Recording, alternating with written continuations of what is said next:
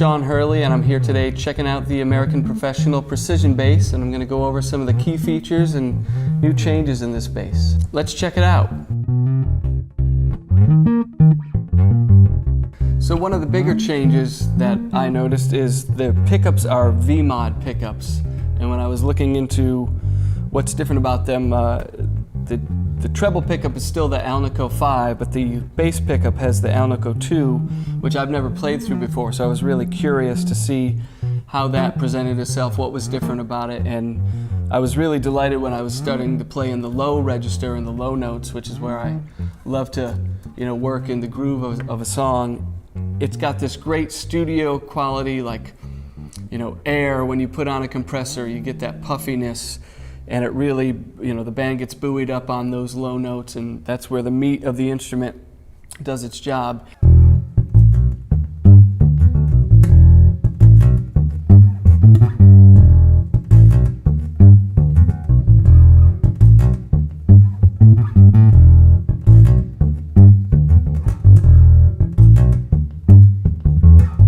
So the first thing that I noticed about the neck is it's a 63 P bass shape, which I always appreciate anything grabbing from that golden era of Fender. I almost don't believe it when I grab it because it just seems so easy, and I wish I had a 63 that felt this good, because I've picked up so many vintage basses, and depending on who made it, they all can feel a little different, and I've got a 61 and a 66, and this thing feels right in that zone, but it also feels very easy to play, which makes, playing all night long or all day long less of a worry, and there's less fatigue.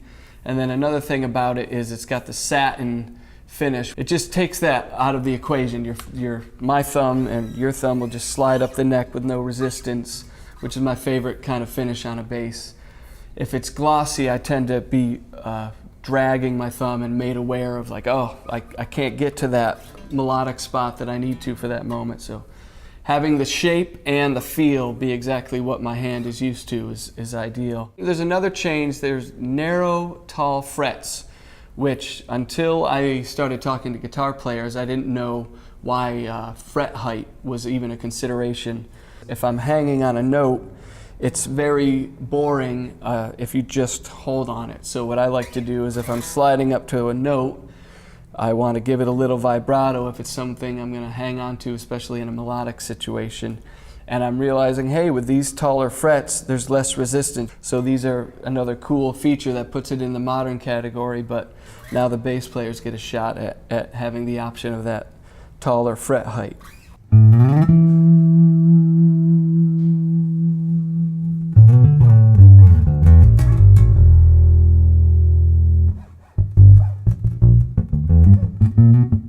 So another update you'll notice is the fluted tuners up top here, which they're angled in, so that's going to push the string down, and you're not going to have to rely on so many wraps to get that break to go properly with the A string right over the nut, which I always appreciate, and then it takes all the guesswork out of restringing. So some other features of the bass, one in particular is this high mass vintage bridge, which you can feel. It's just a little heavier and heftier than the old vintage style, which is going to give you more sustain. I notice it right away when hitting open strings. And then each Allen screw has the channel in there, so the stability of it is way more than the vintage ones that we've all kind of grown up with. So it's really a killer update to the old style and adds a little bit more mass. And then in the neck, you've got graphite rods on each side of the truss rod. They're Posiflex rods, which is going to cause the neck to stay more stable. And any environmental changes or traveling, and when you're flying around and the temperature changes drastically, it's going to mean fewer neck adjustments throughout, the year.